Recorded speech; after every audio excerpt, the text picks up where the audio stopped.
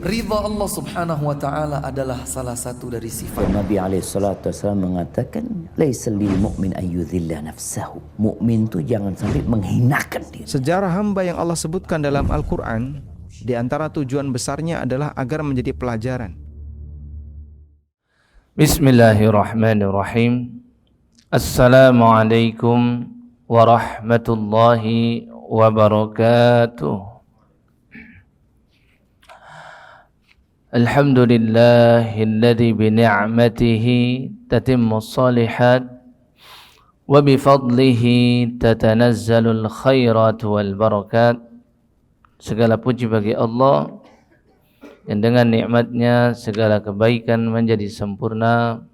Salawat dan salam kita sampaikan, kita haturkan kepada junjungan seluruh alam, pemimpin para nabi dan rasul, sekaligus penutupnya, manusia paling sempurna dalam sejarah alam semesta. Dialah baginda Nabi Muhammad sallallahu alaihi wasallam, suri tauladan bagi kita semua yang senantiasa dipuji baik oleh penduduk langit maupun penduduk bumi. Tidak sah salat seseorang sampai ia bersalawat kepada Nabi Muhammad sallallahu alaihi wasallam di dalam tahiyat akhirnya. Maka marilah kita berkomitmen untuk mengikuti sunnah beliau. Semoga dengan kita mengikuti sunnah beliau, memastikan diri kita mendapat syafaat beliau di yaumil qiyamah nanti. Amin ya rabbal alamin. Jamaah salat zuhur yang dirahmati oleh Allah Subhanahu wa taala. Pertemuan sebelumnya kita telah menerangkan tentang keutamaan 10 hari awal Zulhijjah. Maka di kesempatan kali ini dengan izin Allah kita melanjutkan lagi pembahasan kitab kita, yaitu lebih dari 1000 amalan sunnah dalam sehari semalam. Nah, sekarang kita masuk ke bab berikutnya, halaman 61, yaitu sunnah Nabi dalam salat yang terbagi menjadi dua. Ada tuntunan dari Nabi kepada kita semua dalam salat berupa ucapan, itulah yang pertama. Dan yang kedua adalah berupa gerakan atau perbuatan di halaman 66-nya.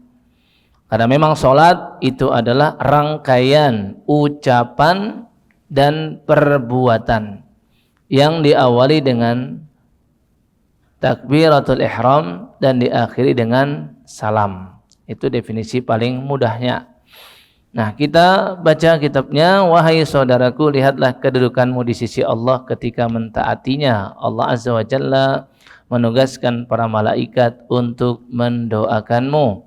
Sunnah yang pertama berupa ucapan. Di dalam salat ada tuntunan Nabi dari segi ucapan. Yang paling pertama adalah doa iftitah, yaitu ucapan yang dibaca setelah takbiratul ihram. Di antara yang dipilih oleh penulis di sinilah doa iftitah yang diriwayatkan oleh sahabat Nabi Abu Sa'id Al-Khudri radhiyallahu anhu. Bacaan subhanakallahumma wa bihamdik wa tabarakasmuk wa ta'ala jadduk wa la ilaha ghairuk.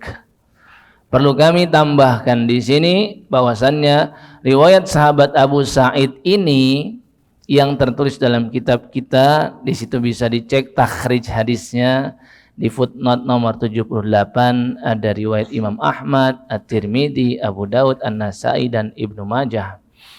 Tapi dalam riwayat Abu Daud ada tambahan, yaitu dengan bertahlil sebanyak 3 kali dan bertakbir sebanyak 3 kali. Tentunya ini varian yang bisa kita amalkan kedua-duanya. Bisa kita baca subhanakallahumma bihamdik wa tabarakasmuk wa ta'ala jadduk wa la ilaha ghairuk seperti di kitab ini, kemudian masuk kepada surat Al-Fatihah. Bisa juga dengan bacaan yang sama tapi ditambah dalam riwayat Abu Dawud, redaksi Abu Dawud ada tambahannya, la ilaha illallah, la ilaha illallah, la ilaha illallah, Allahu akbar kabira, Allahu akbar kabira, Allahu akbar kabira. Baru setelah itu a'udzu billahi samii'il alim minasyaitonir rajim min hamzih wa nafkhih wa nafthih. Nah, jadi sekaligus ada ta'awudznya. Dan ini menunjukkan betapa banyak varian bacaan dalam salat yang riwayatnya itu sahih. Dan ini bukan untuk mempersulit kita, memperumit kita. Justru ini adalah agar kita tidak bosan dan jenuh dengan bacaan yang itu-itu saja. Apalagi kalau dalam sholat sendiri, sholat malam mungkin yang dituntut untuk lebih lama sholatnya, lebih panjang berdirinya, tentu kita akan lebih nyaman dengan bacaan yang variannya lebih panjang. Jadi bisa diamalkan. Jadi ini cuma salah satu saja ya, yang diriwayat At-Tirmidzi, Ibnu Majah dan Ahmad cuman sampai wala ilaha ghairuk. Tapi di riwayat Abu Dawud ada tambahan la ilaha illallah sebanyak 3 kali, Allahu akbar kabira, Allahu akbar kabira, Allahu akbar kabira, kemudian baru berta'awudz ya. Lafal doa iftitah yang lain yaitu Allahumma ba'id baini, tentunya ini enggak asing bagi kita, banyak pastinya yang mengamalkan ini. Kalau yang tadi pertama riwayat Abu Sa'id Al-Khudri, maka ini riwayat Abu Hurairah radhiyallahu anhu.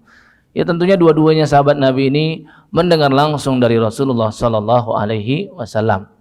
Bahkan klaim dari Imam Ibnu Hajar Al-Asqalani dalam kitab beliau Fathul Bari, syarah Sahih Imam Bukhari, beliau memandang Allahumma ba'id baini ini adalah sisi periwayatan yang paling kuat. Ya, itu kata Imam Ibnu Hajar Al-Asqalani yang bermadzhabkan Asy-Syafi'i. Allahumma ba'id baini wa baina khataayaya kama ba'adta bainal masyriqi wal maghrib. Allahumma naqqini min khataayaya kama yunaqqas thawbul abyadu minad danas. Allahumma ighsilni min khataayaya bithalji wal ma'i wal barad. Saya yakin semua sudah hafal. Bahkan mungkin ada yang lebih daripada 2 varian ini. Ya, mungkin ada yang alhamdulillah hamdan katsiran thayyiban mubarakan fihi riwayat Anas, ya. Banyak sekali, ada sekitar 12 atau lebih bahkan. Yang tersisa tinggal bagaimana kita menghayati makna-makna dari apa yang kita baca ini. Luar biasa, subhanakallahumma yang tadi kita bertasbih kepada Allah. Bukankah kata Nabi salat itu isinya tasbih. Wa bihamdik, kita memuji Allah, segala puji bagimu ya Allah. Bukankah kata Nabi tasbih dan takbir dan tahmid. Wa tabarakasmuk, kita mengatakan maha berkah nama Allah subhanahu wa ta'ala dan maha tinggi. Kemudian wala ilaha ghairuk, dan tiada ilah yang berhak diibadahi selain engkau. Sedangkan yang riwayat Abu Hurairah lebih kepada permintaan dan permohonan agar kita dijauhkan dari dosa-dosa. Ya Allahumma ba'id baini, ya Allah jauhkanlah antara diriku ya wa baina khataayaya, dengan segenap kesalahan-kesalahanku, kama ba'atta bainal masyriq wal maghrib, sebagaimana engkau menjauhkan antara timur dengan barat. Ya, bagian kalimat pertama ini kita meminta kepada Allah agar dihindarkan dari perbuatan dosa. Tapi kita sadari betul kita ini manusia, pasti berbuat dosa. Maka kita katakan berikutnya, seandainya memang terjadi dosa itu, Allahumma naqqini, ya Allah bersihkanlah diriku min khataayaya, dari dosa-dosa dan kesalahanku, kama yunaqqas thawbul abyadu minad danas. Kalimat berikutnya lebih dalam lagi, jika memang dibersihkan tidak juga bersih, maka kita meminta kepada Allah, Allahumma ighsilni min khataayaya bisalji wal ma'i wal barad, cucilah setiap kesalahanku dengan es, dengan air dan embun. Para ulama hadis dalam kitab syarah mereka menerangkan kenapa sih dikaitkan dengan as-salj, dengan salju, kemudian al-barad dengan embun, dan dengan air secara umum. Kenapa mesti yang dingin seperti ini? Bukankah pakaian yang kotor dan nodanya membandel akan lebih mudah hilang kalau dengan air panas? Dikarenakan dosa-dosa akan mengantarkan kita semua kepada api neraka. Dan neraka itu panas, maka dilawan dengan air es, dengan air embun. Itu faedah yang kami dapat dari tulisan-tulisan para ulama. Wallahu alam, Allah yang lebih tahu tentang maknanya dan Rasulullah sallallahu alaihi wasallam. Yang kedua, sunnah berikutnya berupa qauliyah, ucapan, adalah berta'awudz sebelum membaca surah Al-Fatihah. Yang paling basic, yang paling dasar adalah a'udzu billahi minasyaitonir rajim. Karena isyarat kalimat ini ada di dalam firman Allah Azza wa Jalla surat An-Nahl surat 16 ayat 98, ya. Fa idza qara'tal Qur'ana fasta'idz billahi minasyaitonir rajim. Bahkan ayat berikutnya 99 sampai dengan 100 Allah kasih tahu benefit yang kita dapat kalau kita membaca ta'awudz sebelum membaca Al-Qur'an atau surat Al-Fatihah. Innahu laisa lahu sultanun. Ya, syaitan itu tidak bisa menguasai kita ketika kita membaca Al-Qur'an dan diawali dengan berta'awudz. Ya. Sehingga dengan ta'awudz ini diharapkan kalau bagi imam bacaannya bagus, tertata, tidak ada yang lupa. Dan bagi kita makmum dengan ta'awudz ini juga diharapkan kita bisa lebih menghadirkan perasaan kekhusyuan, karena yang membuat tidak khusyuknya dalam sholat diantaranya adalah bisikan dari syaitan. Dan ini tidak hanya satu varian, tentunya boleh kita membaca a'udzubillahi minasyaitonir rajim, ya, atau ditambah a'udzubillahis samiil alim minasyaitonir rajim. Itu ada dalam hadis-hadis, ya. Atau yang paling panjang yang tadi riwayat Abu Sa'id, a'udzubillahis samiil alim, aku berlindung kepada Allah yang Maha mendengar lagi Maha mengetahui, minasyaitonir rajim, dari godaan syaitan yang terkutuk, min hamzih, dari bisikannya, wa nafkhih, dari tiupannya, wa nafthih, dari semburannya, ya. Kemudian yang berikutnya membaca basmalah, yaitu bismillahirrahmanirrahim. Khusus sholat ini kami nggak temukan ada ulama yang merekomendasikan hanya membaca bismillah saja. Beda dengan aktivitas-aktivitas keseharian kita, yang mana banyak para ulama recommended kepada kita untuk mengucap bismillah, atau mau yang lebih panjang bismillahirrahmanirrahim. Mau makan bismillah, aman. Mau bismillahirrahmanirrahim juga selamat, ya. Beraktivitas yang baik, kata Nabi SAW, kullu amrin, setiap perkara, zibalin, yang memiliki kebaikan, la yubda'u bi bismillahirrahmanirrahim, yang enggak diawali dengan bismillah, maka menjadi apa? Aqta dan abtar. Aqta itu enggak konsisten. Biasanya yang membuat kita enggak istiqomah melakukan suatu amal ketika enggak diawali dengan bismillah, dengan nama Allah. Atau abtar, atau terputus keberkahannya, kata Nabi. Nah, ini untuk aktivitas lain, silakan bismillah, mau pakai hemat, mungkin lagi buru-buru, mau bismillahirrahmanirrahim juga nggak ada masalah. Tapi kalau untuk baca Al-Quran, kami nggak temukan ada ulama yang merekomendasikan cukup dengan bismillah saja. Kenapa? Ya karena di dalam Al-Quran itu sendiri tertulisnya bismillahirrahmanirrahim, ya.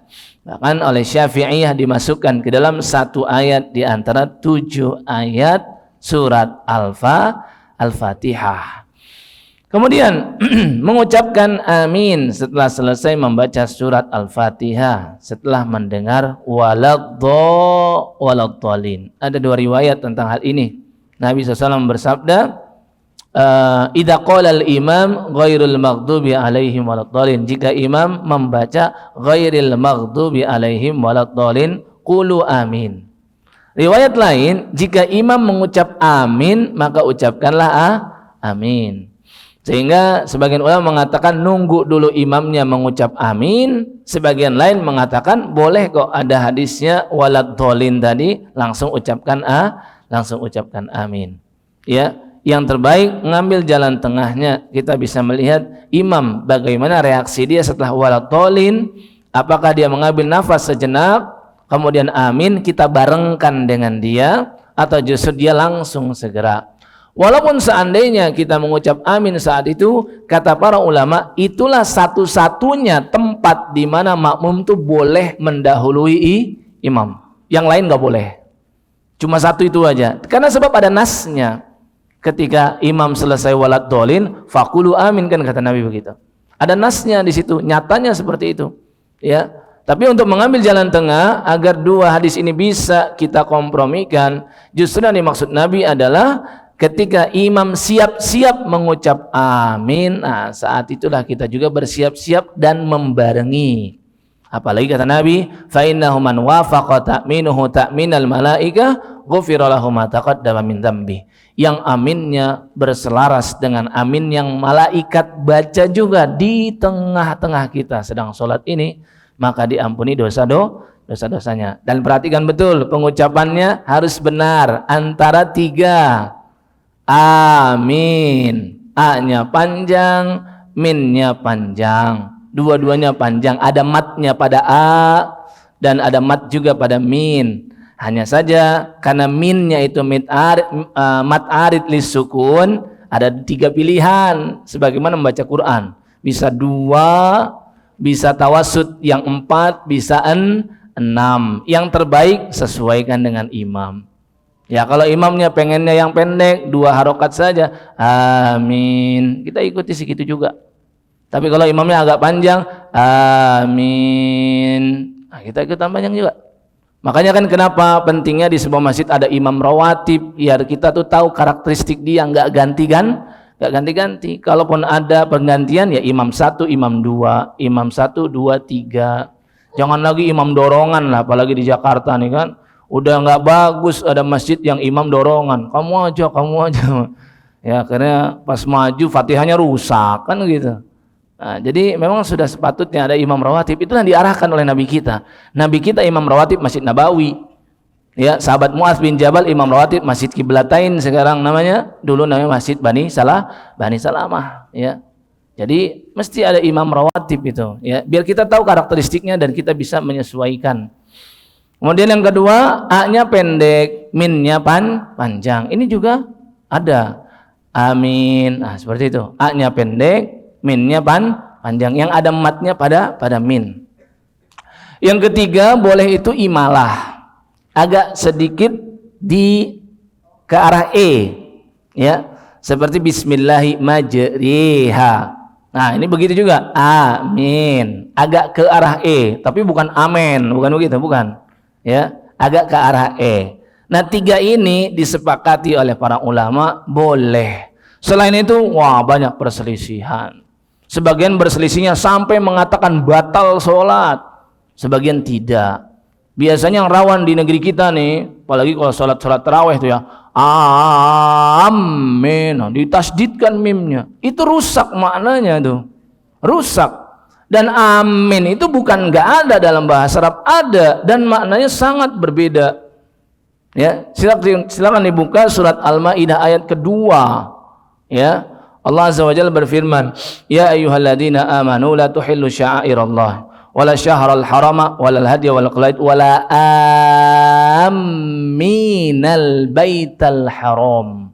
Amin itu artinya pergi menuju. Ya. Aminal baital haram berarti mana apa? Pergi menuju ke Baitullah al-Haram, pergi menuju ke Mekah. Jadi amin artinya pergi menuju. Sedangkan amin yang diinginkan di sini artinya apa? Istajib. Istajib itu kabulkanlah. Gak nyambung. Dari awal kita meminta ihdinas siratal mustaqim, beri kami petunjuk ya Allah, jalan yang lurus. Siratal ladzina an'amta alaihim, jalan yang lurus yang kami maksud adalah jalan orang-orang yang engkau beri nikmat. Ghairil maghdubi alaihim waladdallin, bukan jalan orang-orang yang engkau murkai dan engkau sesatkan. Terus kita ucapkan amin, kabulkanlah ya Allah. Dibacanya amin. Jadi rusak maknanya. Ya. Jadi ini banyak terjadi bahkan di kalangan tua gitu, bukan cuma anak-anak, bocil-bocil, bukan. Maka kita arahkan tuh supaya tidak rusak sholatnya dan mendapat apa yang dijanjikan oleh Allah, hidayah. Ini kita minta 17 kali loh dalam sehari minimal itu. Belum dihitung dengan sholat sunnah. Kemudian berikutnya membaca surah setelah surat Al-Fatihah di 2 rakaat yang pertama pada salat subuh, pada salat Jumu'ah, salat Maghrib dan salat wajib yang 4 rakaat, serta pada salat sunnah yang dikerjakan sendirian.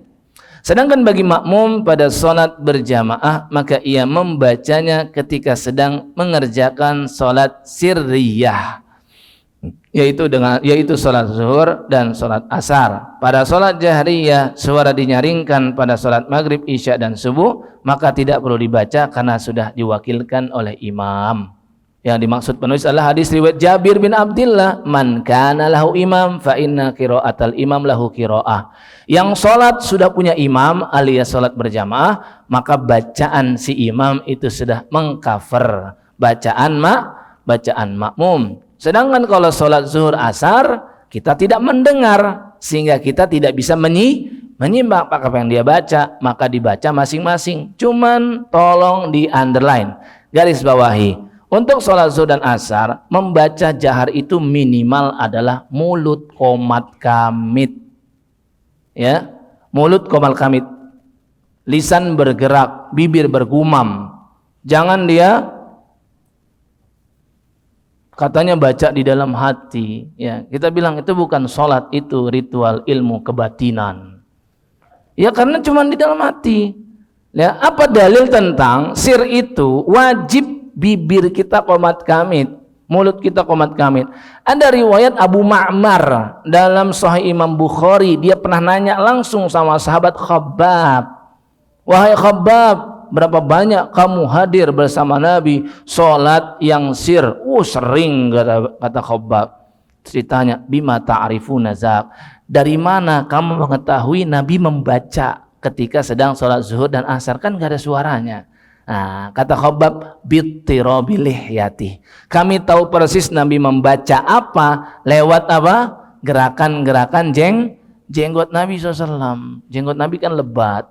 Jenggot ini akibat dari pertemuan dua rahang ini nih, yang bergerak. Dan ini karena mulutnya qomat kamit. Maka disebut sir, walaupun nggak ada suaranya, tapi lisan ini mengikuti bacaan hati. Paling maksimal sir itu ada suara sedikit kedengaran oleh kedua telinga kita aja. Kalau sudah melebihi itu, kanan kiri dengar, itu namanya sudah jahar, artinya sudah dikecam tuh kalau sudah jahar dalam sholat zuhur dan asar, karena mengganggu yang lain. Kalau dia baca di pojok kiri, pojok kanan sampai dengar, itu namanya apa? Teriak itu ya. Nah, itu nggak baik gitu ya. Wallahu a'lam bishawab. Mari kita akhir dan kita tutup dengan melafalkan subhanakallahumma wa bihamdika, asyhadu an la ilaha illa anta, astaghfiruka wa atubu ilaik. Wassalamualaikum warahmatullahi wabarakatuh.